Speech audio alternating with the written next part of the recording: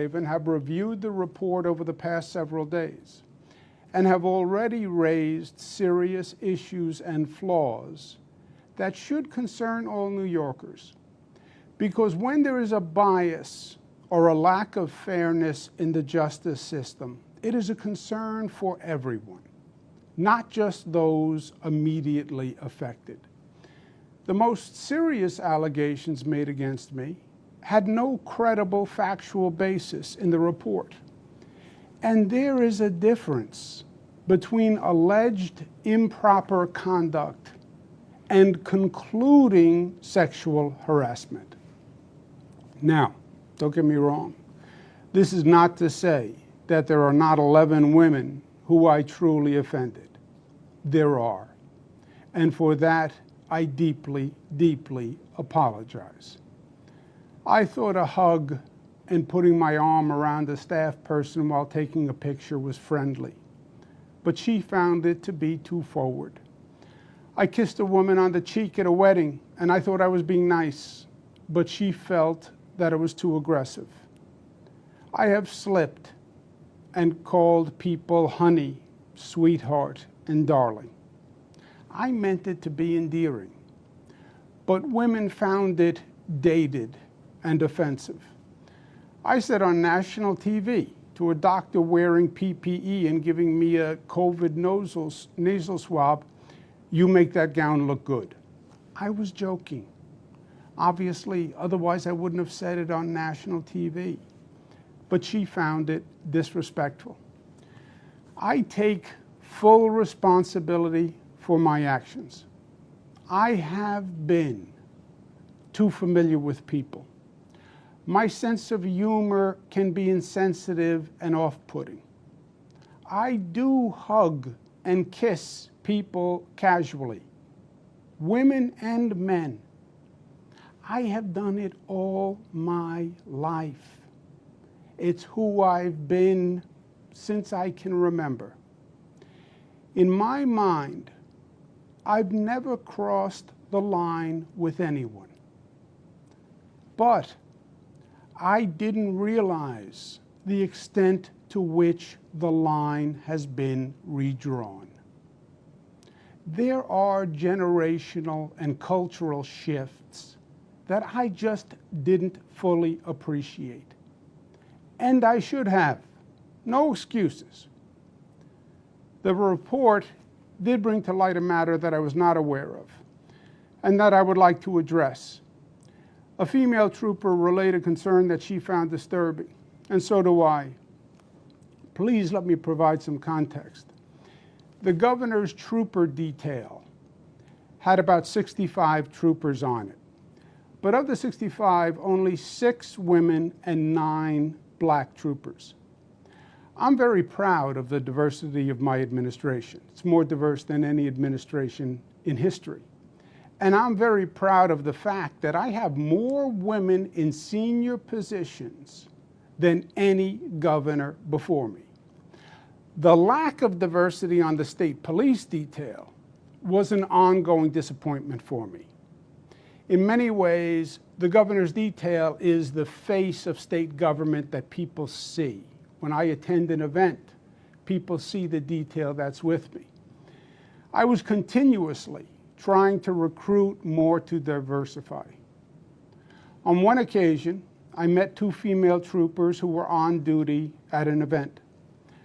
Both seemed competent and impressive, and I asked the state police to see if they were interested in joining. I often meet people, men and women, and if they show promise, I refer them to be interviewed. The state police handled the interviewing and the hiring, and one of the 2 troopers eventually joined the detail. I got to know her over time, and she's a great professional. And I would sometimes banter with her when we were in the car.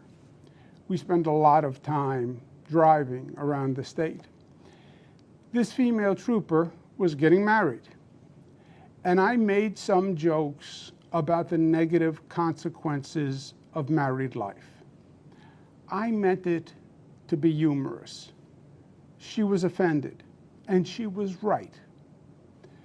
The trooper also said that in an elevator I touched her back, and when I was walking past her in a doorway, I touched her stomach.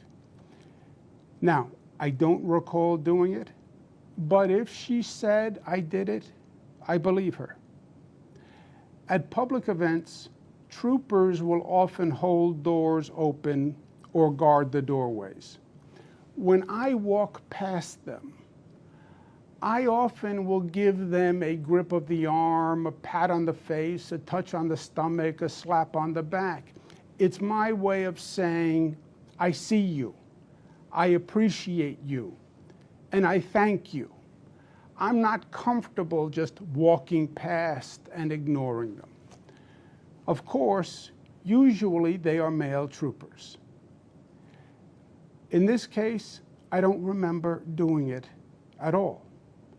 I didn't do it consciously with the female trooper. I did not mean any sexual connotation. I did not mean any intimacy by it. I just wasn't thinking. It was totally thoughtless in the literal sense of the word, but it was also insensitive. It was embarrassing to her, and it was disrespectful. It was a mistake, plain and simple. I have no other words to explain it. I want to personally apologize to her and her family. I have the greatest respect for her and for the New York State Police.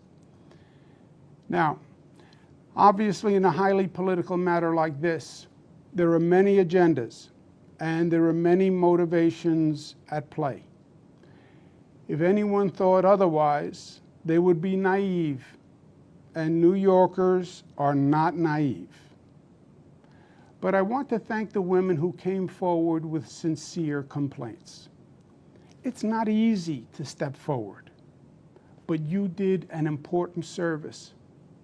And you taught me, and you taught others an important lesson. Personal boundaries must be expanded and must be protected.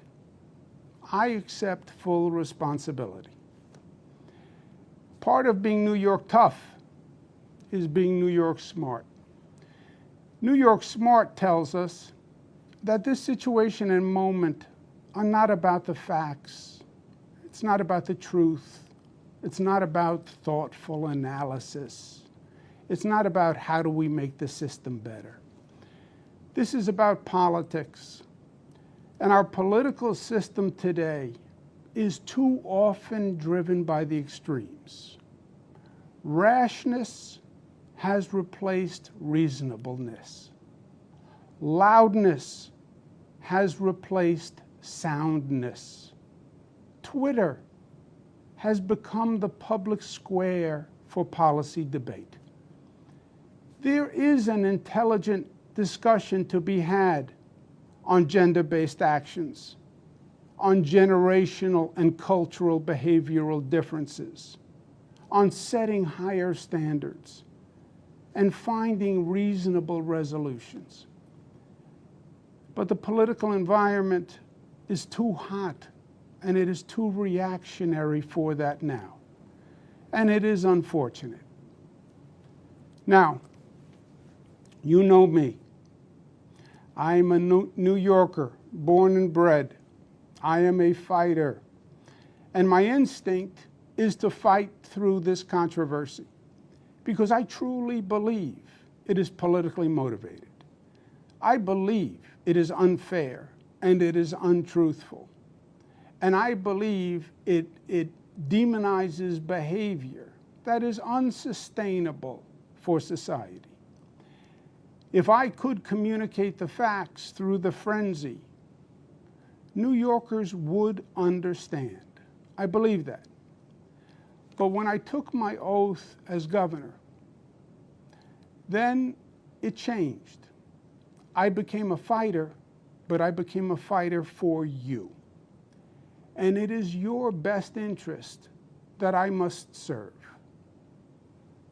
This situation, by its current trajectory, will generate months of political and legal controversy. That is what is going to happen. That is how the political wind is blowing. It will consume government. It will cost taxpayers millions of dollars. It will brutalize people.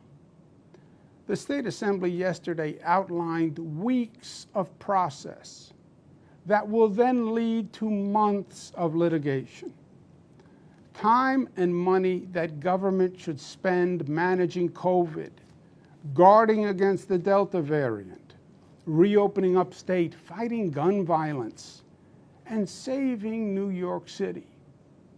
All that time would be wasted.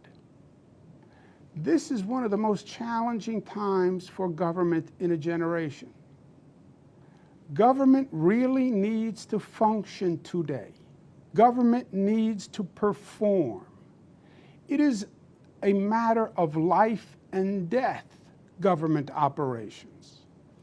And wasting energy on distractions is the last thing that state government should be doing. And I cannot be the cause of that. New York tough means New York loving. And I love New York. And I love you. And everything I have ever done has been motivated by that love.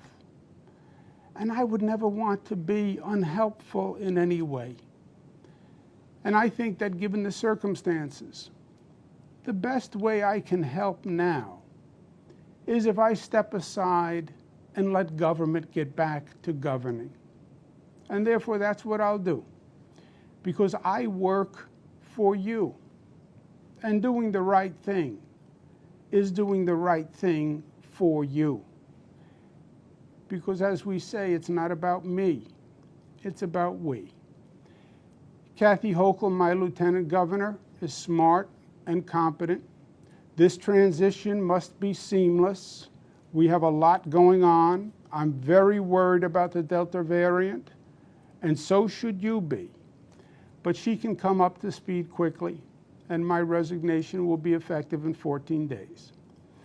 To my team, Melissa DeRosa, Robert Mejica, Beth Garvey, Stephanie Benton, Dana Caratanudo, Kelly Cummings, Rich Azzapardi, Howard Zucker, Rick Cotton, Jano Lieber, Jack Davies, and the hundreds of dedicated administration officials. I want to say this: thank you, and be proud. We made New York State the progressive capital of the nation. No other state government accomplished more to help people. And that is what it's all about. Just think about what we did. We passed marriage equality, creating a new civil right, legalized love for the LGBTQ community, and we generated a force for change that swept the nation. We passed the SAFE Act years ago, the smartest gun safety law in the United States of America, and it banned the madness of assault weapons. We've saved